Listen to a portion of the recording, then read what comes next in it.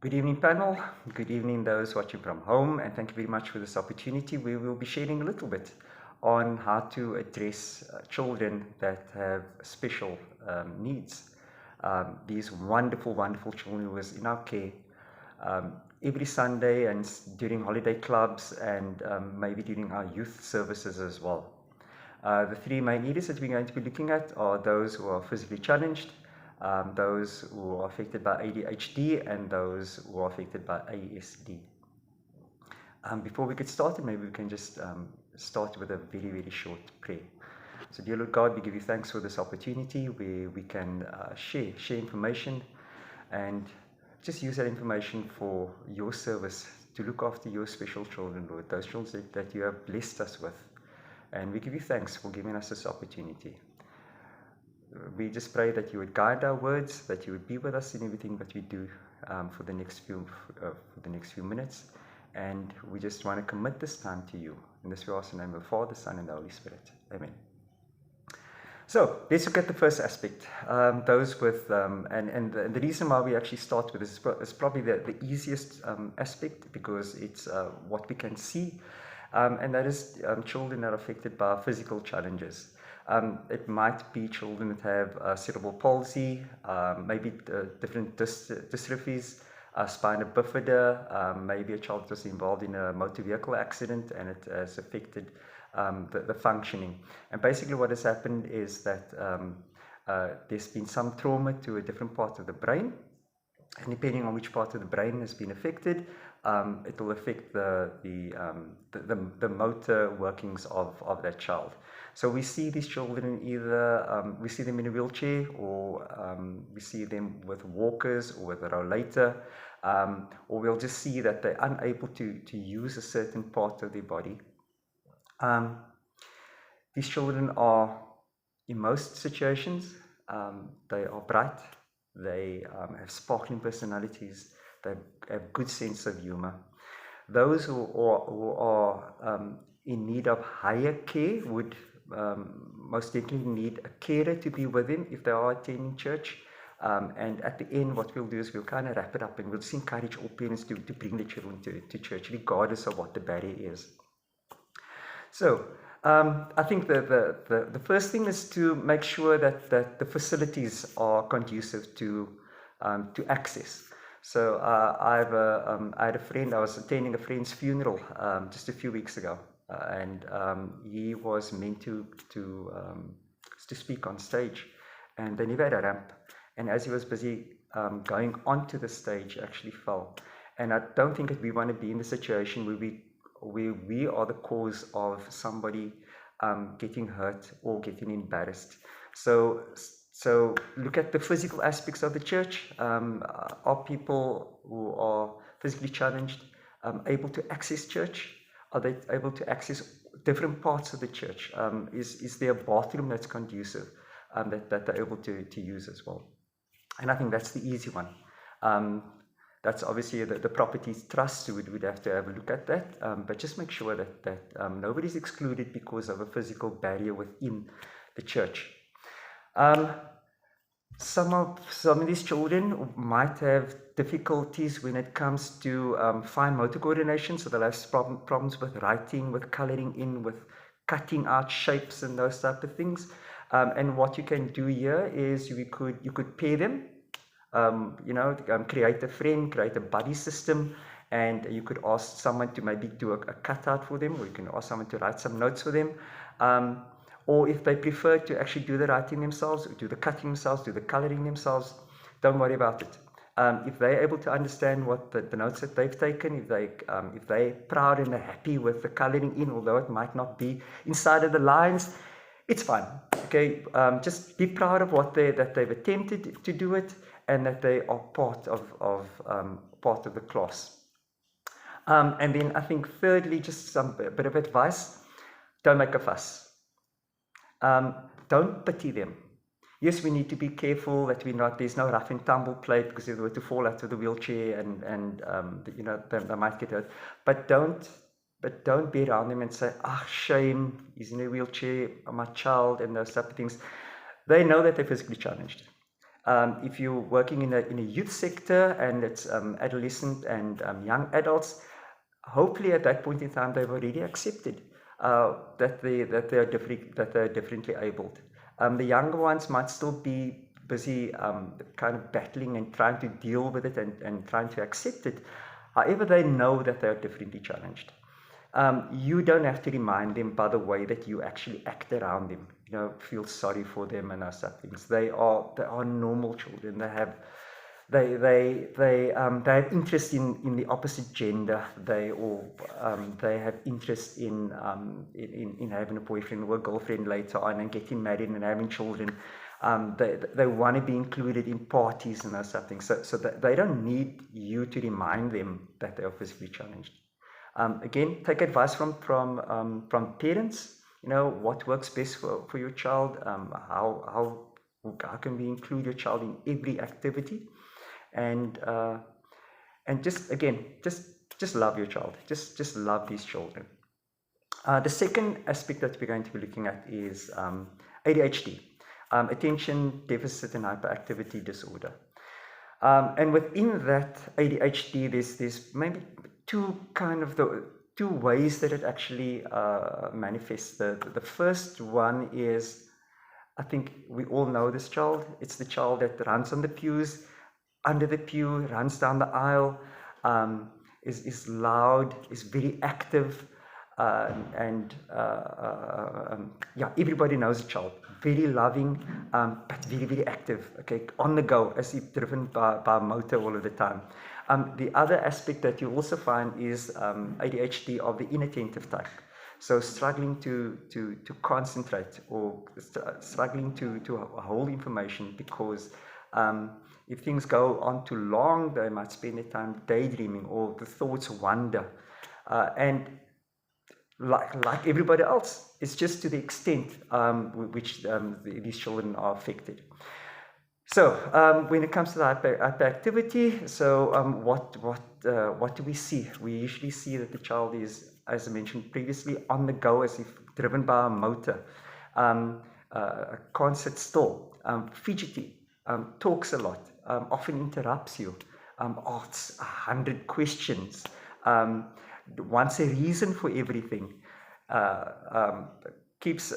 doesn't pay attention, and just keeps going and going and going and going, and actually very tiring. Often this child or these children is often the reason why young families do not come to church, because what would happen is that an auntie 3 rows ahead of you might turn around and give the child a look. And it makes the parent feel really, really insecure or embarrassed. And I think as church-going members and as Christians and as lovers of Jesus Christ, as we should be lovers of children as well. And we really need to take a look at ourselves, a hard look at ourselves, as how do we include and how do we accept children that are different or that behaves differently. So the worst thing that you can do with a child with ADHD is to ask him to sit still for an hour and a half. It's absolute torture. Now, a parent might say, but my child can sit in front of a computer game, and for hours and hours and hours, my child can play computer games and gets to every level and knows everything about this game. That is the way that they are wired. So the reason that they can do that is because there's actually a lack of stimulation in the grey matter, and by them getting all of this feedback all of the time from the game, it actually keeps them engaged. It takes a lot of energy for a child with ADHD to stay focused where there isn't a lot of feedback. So for a child to sit in a classroom or to sit in church or in children's church or in youth, and all they're doing is sitting quietly, and you expect them to listen and just pay attention, it's so much energy. that's why when it comes to games or even watching an active movie where things are happening all of the time, that's why they'd be far more engaged in those type of things, is because they're getting all of this feedback all of the time, which is actually stimulating the brain waves. The second thing that we need to do is to remember that these children are usually very creative. They have vision. They have creative thoughts. So they need to be doing things. Don't let them just sit and read or sit and listen. They need to be doing things. So they need to be coloring. They need to be creating patterns. They need to be creating cards. We just recently had Mother's Day, and our children were engaged in making Mother's Day cards, which is absolutely amazing. We have all of these different Easter and different things within our preaching plans. Maybe engage those children in making things for these different services. Use them for acting. Do role plays. So once you've actually maybe read a parable, maybe let them be part of role playing. They want to be involved. They want to be doing things. Let them write songs. Let them make dances. Let them just keep them engaged all the time. Let them play games. Games are very, very important. Sometimes they don't want prolonged activity games where there's a lot of mental processes involved. Maybe easy games which is fun and engaging and there's movement involved. That's probably the best way to actually keep them going. Disruptive questions. So one of the things that you could do is you explain to them before your session starts. You'll explain, my child, so you've got a maximum of 3 questions that you can ask during the session, and you're going to be given 3 cards. So think carefully about what question you want to ask. And every time, and then you turn it into a game, okay? So every time you ask a question, you hand me the card, and we'll see if you are still left with 1 card at the end. You can ask any question. It doesn't even have to be relevant to what we're speaking about. In fact, this is a method that you can use to engage other children who are a bit more kind of withdrawn. And you can actually say, okay, at the end of this session, you must at least have given me 1 or 2 of these cards. And then if you have given these cards, there's going to be a reward. Rewards is very important. So again, explain beforehand and say, if we get through this session and there's no disruptions, we will play a game halfway through the session. Or there will be a small treat for you at the end of the session. But we have to get through this game without any we have to get through the session without any disruptions. You have to have agreed rules as well, and you have to be constant with those rules. So explain to them beforehand. In this group, we show love, we show respect, we care for each other, so there won't be any, etc., etc., etc. One of the things that we also find to be an issue is that our kids with ADHD are often involved in fights. So they're kicking or hitting, or they're scratching, or they're pinching, or they're biting other kids, and they haven't learned how to play with other children yet. The other reason is that also many of our children are either the older child or the only child, and it might just be a single mom as well, and they haven't learned how to play with other children yet. So the way that they engage with mom or with dad or an older sibling or a younger sibling, and in order to get attention, is by fighting. Because I know that if I was to hit my baby sister, mom is going to come and shout at me, but at least it's some type of feedback, some type of attention. So what you need to do is you need to lay down the rules and explain, this is how we play. We play by being nice to each other, we enjoy each other, we love each other. There's no fighting, there's no kicking, there's no hitting, there's no biting, there's no scratching, but this is actually how we play. And then finally, just be Be consistent. Do what you say. Follow through. If you promised rewards, then follow through with the reward. If you promised that a child is going to be excluded because of poor behavior, they're going to be excluded for a few minutes, a punitive measure, which also works as well, then you have to be consistent. As I've said before, children with ADHD, there's absolutely nothing wrong with their intelligence. It's just the way that they interact. It's the way, it's the energy that comes through. It's the way that they perceive things as well. Okay, but there's nothing. There shouldn't be anything wrong with their understanding. The final category, and I've kept this for last because this is a growing field. There's growing number of children being diagnosed, and we're not sure what the reason for this is, why the numbers are growing. But that is the area of ASD, or autism spectrum disorder. As the word suggests, it's a spectrum, starting with children that are high needs, non-verbal, and ranging all the way through to very high functioning, leaders of field, leaders of industry, super creative, businessmen, programs, computer programs, writing software. It's an entire spectrum. Often what also happens, and I'm going to be using the term often or generally quite regularly while I'm talking about ASD, is because there's no way of actually pinning this is an ASD characteristic, this is an ASD. There are some general traits, but as from one child to the next child, or one person to the next person, the characteristic would change, the need would change, the way that you address it would change.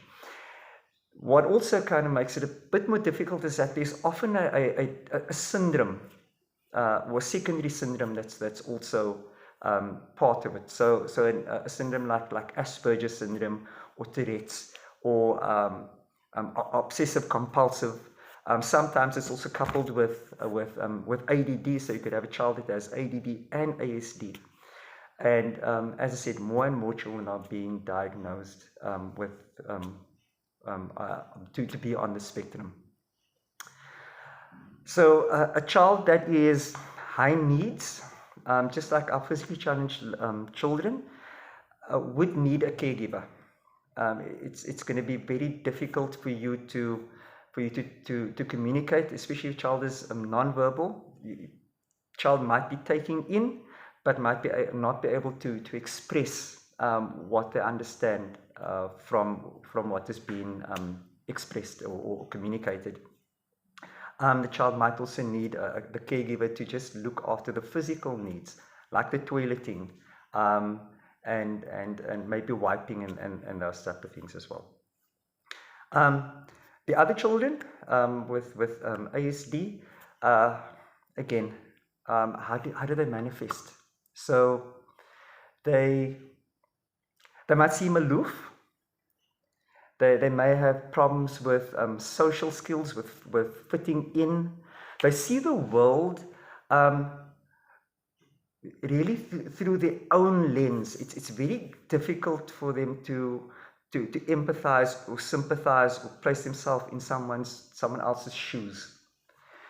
Parables is going to be very difficult. We're going to have to explain parables because they might struggle with figurative language. They might struggle with any sarcasm or jokes. You know, sometimes they might not get the punchline if there's some innuendos in there. They're very literal. Speaking about language, so they'll usually the first language is relatively good. I'm speaking about those that are more high functioning. However, when it comes to second language is almost a no, except if they are fixated with that culture. So it could be that they completely fixated with the Korean culture, or Hindu. and then they'd be fixated on the language as well. And that's probably the only time that they would really want to learn a second language. Also, sometimes they might speak with an accent. So when you meet the child for the first time, they speak to you with an American accent, and very elocuted. And then when you meet the parents, you're kind of a little bit confused because parent doesn't speak like that. Why is the child speaking like that? But language, yeah, it's their way of kind of coping with a language. I said that they're very egocentric. They see the world through their own lens, and it's not just a plain straightforward lens. When it comes to social interaction, it's like looking through 4 or 5 different mirrors, and that's the way that they actually see themselves within the social aspect. Also struggle quite often to make and keep friends. But for many of them, having a friend actually isn't that important, and with others, fitting in is very important. So they might not want to be on stage, center stage, and then with others again, they want to be center stage. And that is why I said that ASD is probably the most difficult one, because it's like, we had a psychologist that used to explain, it's like trying to nail jelly to a wall. You can't really put your finger on it. Our training lasted months as far as ASD is concerned, and still, that was just scratching the surface, and there's new research being done every day. So what works, and again, this is just 1 or 2 ideas. The best thing for you to do would be to speak to the parent and ask what works. But what we kind of see as a common thread would be structure. There mustn't be any surprises. There mustn't be anything new happening. There mustn't be a change in teacher. It has to be constant. So what will happen is that in week 1, what you could do is that you could say for the next 3 weeks, this is what we're going to be doing. So we are going to be doing some worship songs. We are going to do a parable. There's going to be an activity, and we're going to, and then there's going to be a discussion, and then we're going to finish with a prayer. Okay? In week 1, that needs to happen. In week 2, it needs to happen. In week 3, it needs to happen. At the end of week 3, you can then explain, for the next couple of weeks, this is what we're going to do. There mustn't be any surprises. If someone is sick, if teacher is sick, let them know well in advance that this teacher is sick and is unable to come in today, but the other teacher is going to be there, or the assistant is going to be there. So there mustn't be any surprises. They mustn't pitch up on the day and there's somebody new. Okay. What also works is visual clues. Visual cues. So you can have things in writing, but writing maybe doesn't work that good. So I have pictures. So if you're saying that we're starting with worship songs, maybe I have a picture of an instrument. Thereafter, we're going to do a parable, have a picture of the actual sheep, the lost sheep. We're going to have prayer, praying of hands. We can have someone speaking, etc. So that they know this is what's happening next, that's what's happening next, and then that's what's happening, and then we finished. Okay, don't stay over time. If they know that children's church is 1 hour 15 minutes, at 1 hour 15 minutes, be finished. So they appreciate structure. Some children might be affected by noise, so they may need to miss the worship.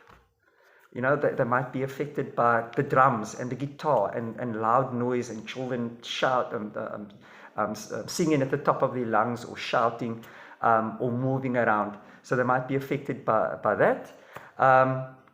And so what you can do is you can invite him to come in after worship. That's fine. Or maybe the parent has noise cancelling headphones, which will also assist them as well. Have a space for the child to escape to. Maybe a dark corner for the child to maybe be on their own, where there's no light, no other type of stimulus happening. keep a stress ball available, and maybe have some press sticks so they can stem themselves, so that when they do feel a little bit anxious, there's a new person in the group, they'll then play with a press stick, and it takes the focus off of the new person, but their focus is now on either on the stress ball or on the press stick. Speak to the parents, engage with the parents.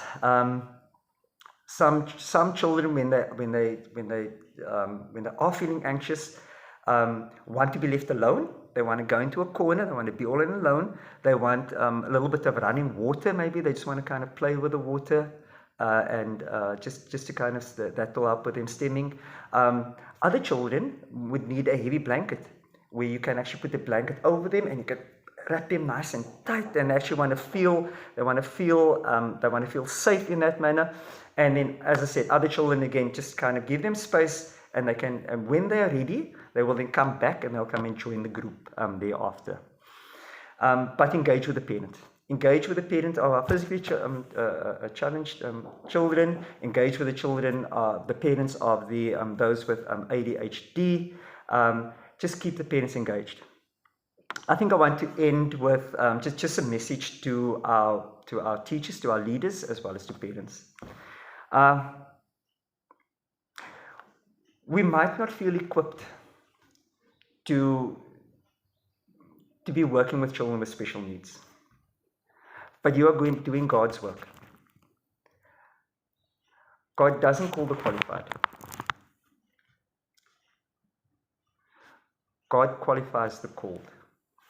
So in your heart, if you want to be doing this, and you want to be doing God's work, and you want to be serving God, and you want to be serving God's children, all you need to do is to show up. Love them. Love these children. Accept them. Have a relationship with them. Show them Jesus' love through you. That is all that you need to do. The rest will fall into place.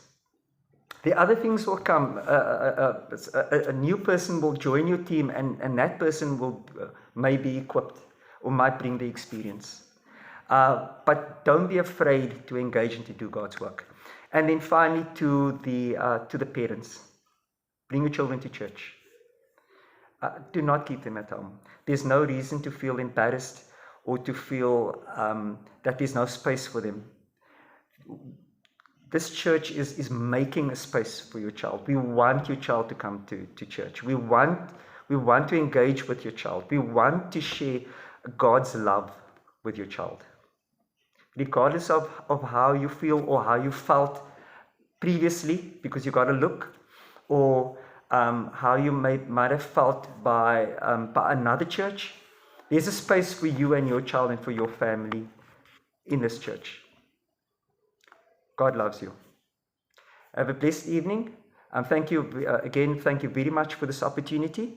I'll be sharing some information of how you can get further information through contacting the specialist groups, support groups, Western Cape Cerebral Palsy, and ASD Africa, and all the different organizations that support children with special needs.